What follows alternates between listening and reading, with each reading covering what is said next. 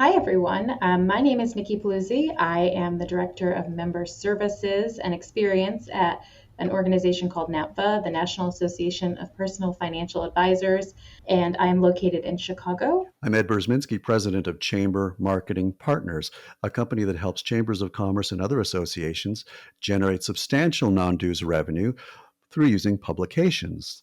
We also help associations learn about non-dues revenue ideas through a podcast at www.morenonduesrevenue.com. Excellent. So today we're going to be talking about non-dues revenue diversification. And so the first question that I have for you, Ed, is why is non-dues revenue diversification so important for organizations? An organization can't necessarily rely solely on dues revenue, particularly after 2020 when non-dues revenue kind of caved and collapsed for most organizations. Um, my lens is through a Chamber of Commerce, and events just went away. So a big percentage of non-dues revenue just collapsed for a lot of associations. So diversifying your revenue streams is critical. If one collapses, there'll be others that will make up for the shortfall. In my experience, publications can be very, very substantial non-dues revenue generators, particularly when they have a point and a purpose. To produce a publication because that's what we've always done, I think that's a losing proposition. Publications have to have a point, they have to have a message, and they have to have a specific targeted audience. With that said, once that's kind of identified, a Chamber of Commerce in Florida just completed ad sales on a community guide and destination guide publication. They generated $91,000 in ad sales, and their return, meaning after all the expenses they're going to have, is 27%, which is I 20 think that's good. I some think you're close. thousand dollars. Saying the math, I'm not a good math guy. Uh, something along those lines. In Texas, a chamber that generated $74,000 in ad sales in their community guide and business directory. Their return is 27% also.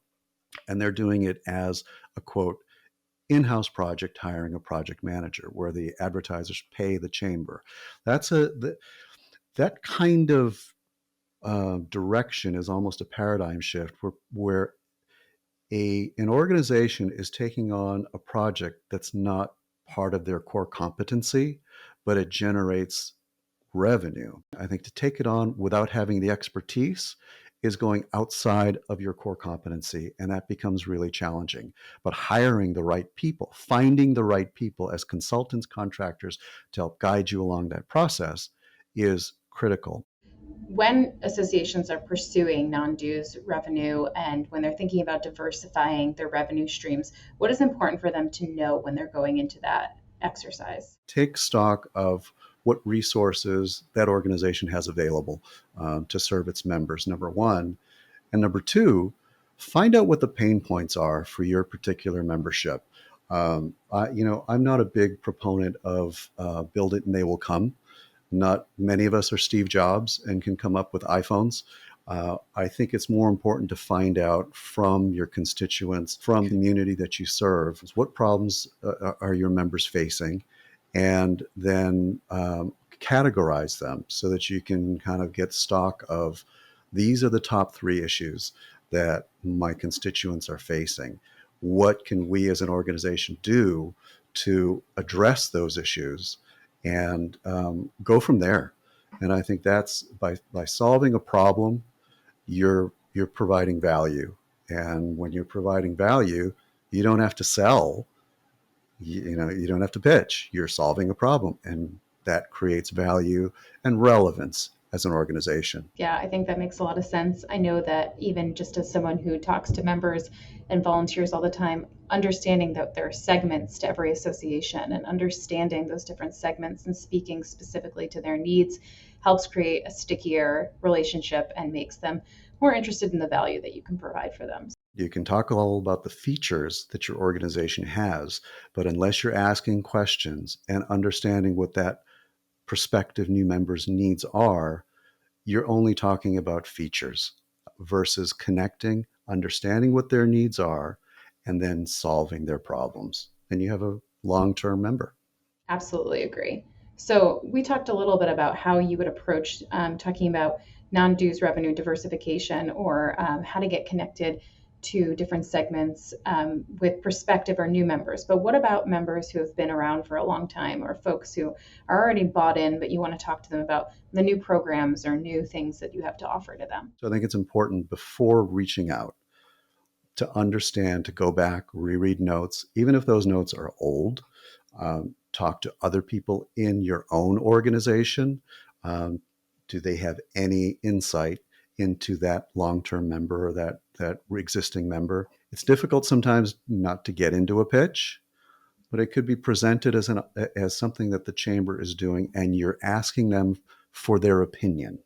You're a long-term member in our organization, and we are rolling out a new program, and before we roll it out, we'd like to have your thoughts on this program, or we're rolling it out and we'd like to make it better. Asking that member, that long-term member, to participate in something that you're putting together and to have their input and have their feedback.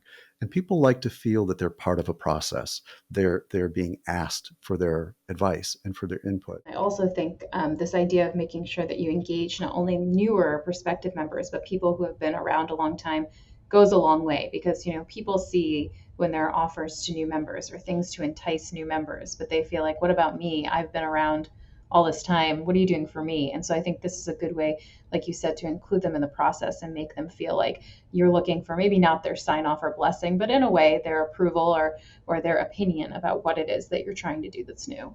I think with any member that you have in your association, at least once, if not once a quarter, if you can manage it, have an outreach, have a contact, have a phone call, and not just an email. Email is so impersonal. The road less traveled now is the road of conversation, is the road of dialogue. I think that dialogue engages, dialogue keeps members involved, and dialogue makes a person feel that they're valued. You took the time to call and talk to them, and maybe even see a video call, but taking that time to even have a 10-minute chat reinforces that that organization cares about me, or they're more than they care about me, they value my input and value my feedback. And I think that's so important. I think that's what people are looking for, that value of their feedback. And they want to give back to the community as much as they want to get things from the community. So that two-way intersection, I think, is very important to our associations and their members. What strategies do you think, based on everything you've said and just your experience in general, do you think that associations should be exploring in 2022 and beyond, given the past couple of years that we've had here? We make our buck a nickel at a time these days, and the big revenue generators are few and far between. We're building back up to those. We're building back up to 2019 economic strength. Whatever your association is, whatever your strengths are, bring the members in, give them visibility, have them talk, have them do a lunch and learn, monetize it. Again, going through the perspective of a chamber of commerce. Some chambers have pivoted to industry roundtables, where they're bringing members from different industries, even the same industries together, competitors together, to talk about issues that they're having. And then you can monetize that. Monetizing is a very important component to generating non-dues revenue, of course, but you have to create something of value to monetize first. And that goes back again to the original point. Ask questions, find out what the problems are, what are the challenges that your members are facing, and look to solve those problems. The other thing that I heard from you, Ed, is that now is not really a time to be complacent. It's time to really be creative and to think about some of those things that we can do that we didn't think about or we couldn't do 2 years ago because we weren't in that same environment. Now is the time to create opportunities. Try not to be isolated as an organization or as an individual who's running an organization, as a professional in the organization. Oh my gosh, it could be so daunting, especially if revenue is collapsing or revenue is just not where it needs to be. And if you're the CEO or the executive director of that organization, your thought is, am I going to have to lay off? Ask questions, ask your peers, look out into other organizations, what they're doing, how they're generating non-dues revenue, and connect with Zoom, create webinars, talk about things that you know, share your knowledge. That's actually another key component. Share knowledge. Don't hold it close to the vest.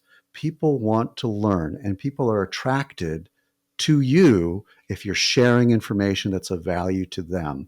We have the tools. You don't need an expensive microphone. You use your earbuds. You use your phone. Record little videos about things that you know how to do or your organization does. Talk about one or two things. Create little short videos. Post them on YouTube.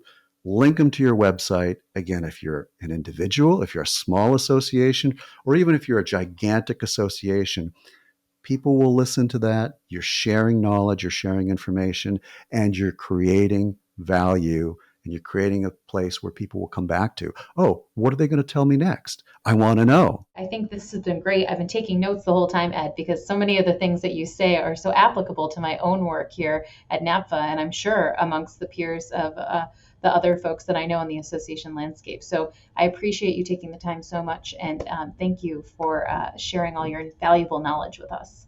Sure, happy to help.